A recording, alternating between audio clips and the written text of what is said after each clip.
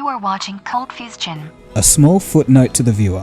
This video will not be a tinfoil hat video. I'm not going to be talking about how Google's becoming too big and is going to be the next Skynet. I'm going to give you facts. There will be some small personal opinions within the summary at the end of the video, but that's it. Now, please enjoy the production.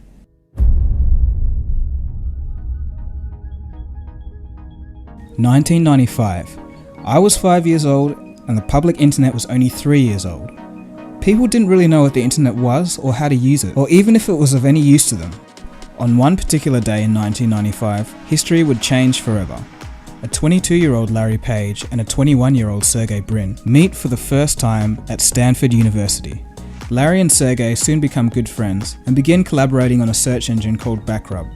In 1995, there were about 13 search engines to choose from, and they were all terrible. They didn't give back anything remotely close to what you asked for. But Backrub was different. It had a secret formula.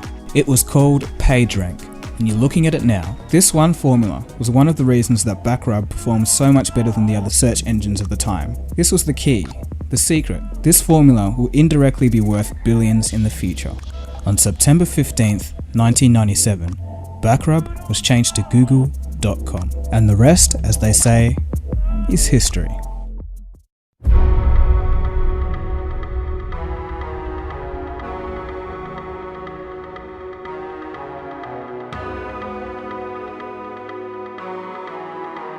Google, the stuff you probably don't know. A lot of us just really see the surface of Google. We use their online services like Google Search, Gmail, YouTube, and Google Plus every day. Many of us have a phone featuring Google software, and maybe even Google hardware. Google's self-driving cars and augmented reality glasses are cool, but very few people ask themselves the question, how big is Google, and what else are they up to? Let's find out. Please make sure you're seated before you continue. Google is much bigger than you think. First, we'll look at 5 interesting Google acquisitions of the past, but then we'll look a bit deeper into some revolutionary things that the company has been doing over the past few months. Number 5. Android. Acquisition date, 17th of August 2005. Cost, $50 million. We all know what Android is, and no doubt the best part of Android is its open source nature. This allows the operating system to be on anything from phones to cars to fridges. Android is everywhere. Out of the 261.1 million smartphones sold in 2013, 211 million of them were running Android. That's over 80%. Android has allowed access for countries such as China to really have a serious shot at the smartphone industry. Let's move on. Google is obviously just more than Android. Number 4. YouTube. Acquisition date, 10th of December 2006, at a cost of $1.65 billion. I will do no justice to convey just how mind-blowingly huge YouTube is. The facts will do this for me. Looking at YouTube purely just as a search engine, it's bigger than Bing, Yahoo, and Ask, all combined. In fact, it's the largest search engine on the planet, second to only Google Search itself. So it's obvious that people are searching for a lot of things. This only must mean there's a lot of content on YouTube. But how much continuous video content actually gets uploaded per day? Maybe a week? 1 month of continuous video? 2 months? A year? Nope. Try a decade. That's right, over a decade's worth of video is uploaded at a rate of 72 hours per minute. And that's just in one day. It's nothing. If you start adding it up, it gets even stupider. For 1 month, just 1 month, there is 4 billion hours worth of video watched each month. That's over 450,000 years worth of video watched in just 1 month. And of course, as you watch this particular video on YouTube, those rates are increasing. I could go on with the facts, but there's a lot more crazy stuff to cover in this video. Number 3. Motorola Mobility. Acquisition date, 15th of August 2011, at a cost of $12.5 billion. Motorola Mobility was in trouble in the early 2010s, and Google used this opportunity to get themselves into the hardware side of the smartphone world. But halfway through the production of this video, something very interesting happened. Google sold Motorola Mobility to Lenovo for $2.9 billion. This makes it seem as if Google's interests were elsewhere. Perhaps they just wanted to hang on to some of the patents that they acquired from the acquisition of Motorola to help Android defend itself against Apple, perhaps in court cases in the future, or perhaps the ones past. Number 2. Boston Dynamics. Acquisition date, 10th of December 2013. Cost? Unknown. Okay, so this is where things start to get a little bit crazy. Remember those robots I was showing you a while back in that top 10 video? Google bought Boston Dynamics, the company that created the robotic technology. If you want to know more about these amazing robots, just check out the first YouTube video link in the description below. This acquisition means that Google now owns some of the most advanced robotic technology on the planet. It doesn't end there though. Number 1. Nest. Acquisition date? 13th of January 2014, at a cost of $3.2 billion. Nest Labs previously created some very beautiful smart thermostats and smoke detectors as part of their goal to create a conscious home. Google is going to help them do that in a very big way.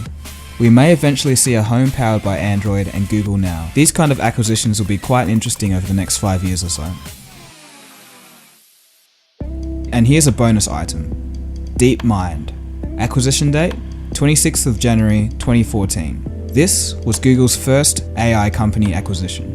DeepMind can be described as a world-class, groundbreaking technology on the cutting edge of machine learning. They use systems neuroscience to build powerful and general-purpose learning algorithms.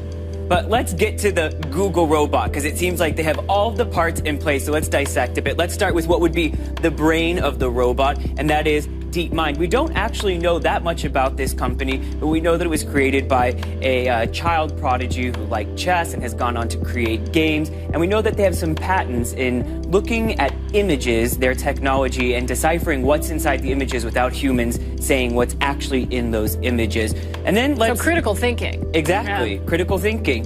As I said earlier, this video is not a tinfoil hat video, so the aim is not to scare people. So I'm going to tell you facts. According to official statements, the DeepMind technology is going to be used for Google image search, for now anyway.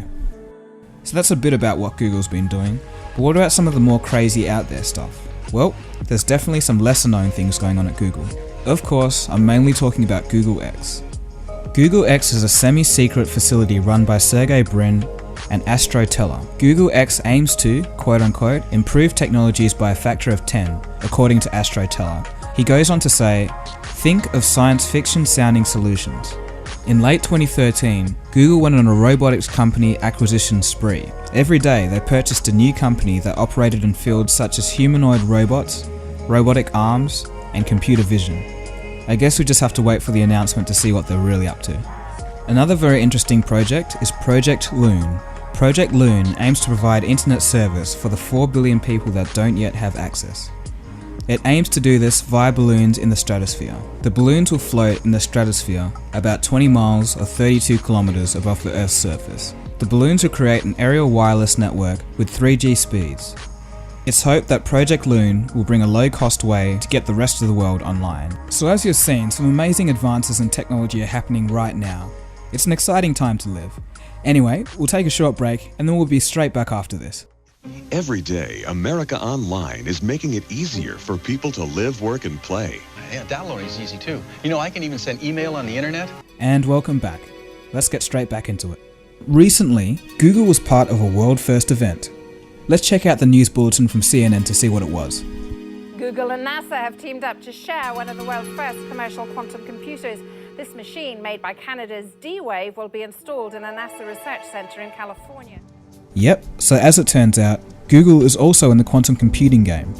Now, we really don't have enough time to go into all the details of what it does and how it does it, but the bottom line is Google is involved in one of the world's first commercially available quantum computers. Now, performance-wise, it's not that great for a quantum computer. It's just a tiny bit faster than a regular computer at the moment.